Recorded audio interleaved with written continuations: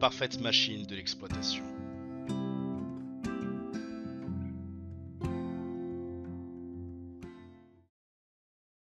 Sur la route de Bariloche, 9 février 1952. Aujourd'hui, en raison d'incidents mécaniques, nous n'avons parcouru que 40 des 100 km qui nous séparent de Bariloche.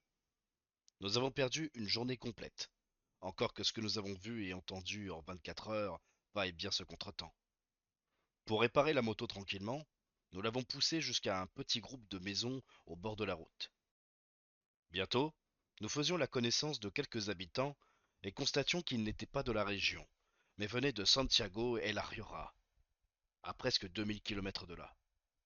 Surpris, nous avons peu à peu amené la conversation sur le motif de leur présence, et c'est ainsi que nous avons découvert l'odieuse forme d'exploitation pratiquée par les propriétaires argentins, allemands, juifs et yankees de cette région agricole extrêmement prospère.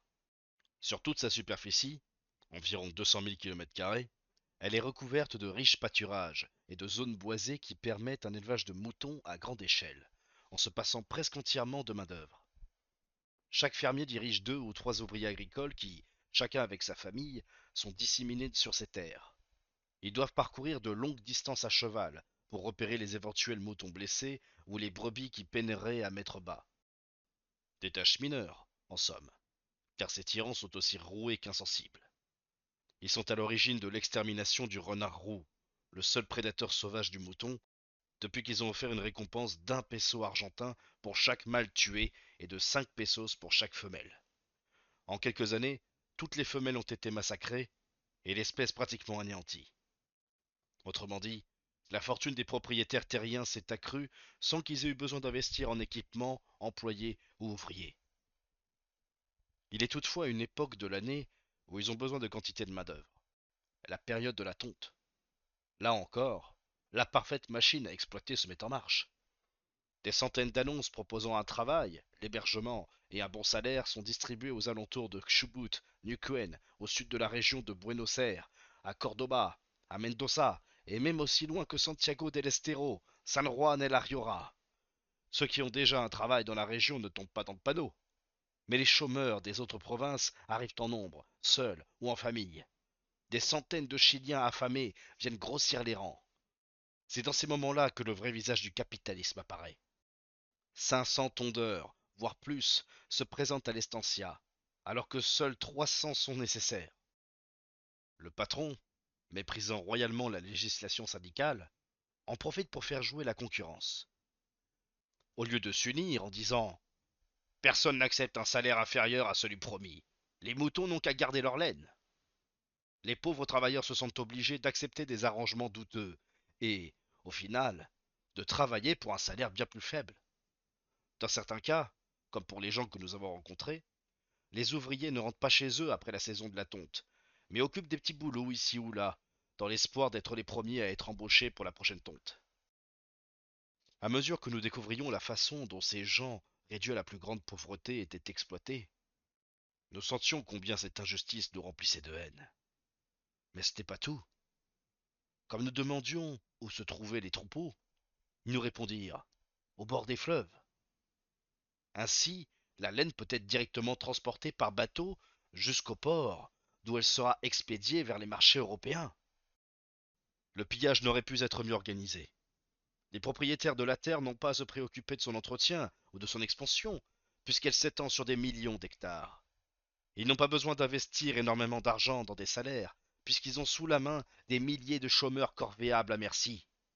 Ils n'ont pas besoin de construire de routes, puisque les fleuves remplissent cette fonction, et la laine peut aller directement dans les grandes capitales étrangères, où les nantis jouent au polo et roulent en Alfa Romeo ou en Bugatti. Et l'Argentine n'a plus qu'à voir son peuple exploité et sa faune, comme sa flore, dévastée. Tu as raison, Ernesto. Pile ou face. Des hommes et des pays appauvris et exploités au profit des capitalistes locaux et étrangers.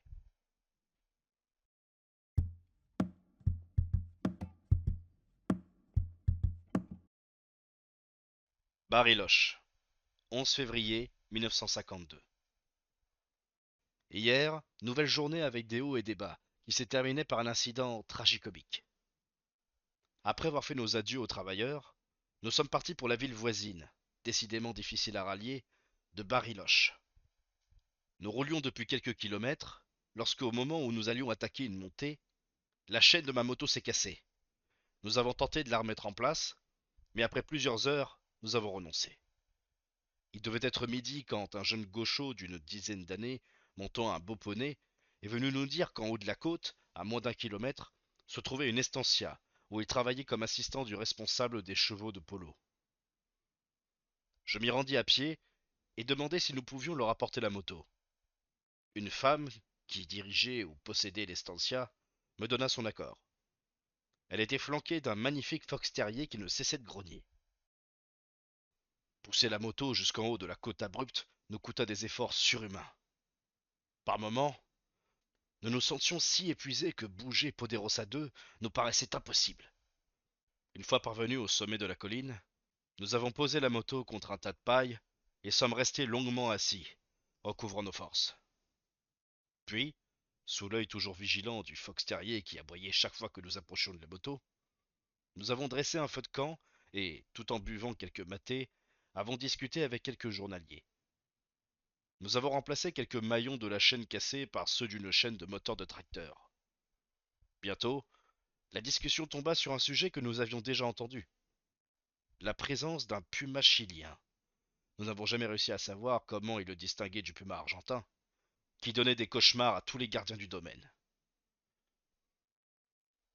Nous avons essayé de redémarrer la moto. Notre chaîne de fortune tenait bon. Les journaliers nous ont alors proposé de déjeuner à leur table. Comme toujours, les petites gens ont un sens de la générosité et de l'hospitalité dont sont dépourvus les riches propriétaires terriens. À la nuit tombée, nous avons grimpé dans le grenier à foin et nous sommes endormis aussitôt, à bout de force après les efforts de la journée. Soudain, un étrange bruit nous tira de notre sommeil. Par l'embrasure de la porte, deux yeux brillants apparurent.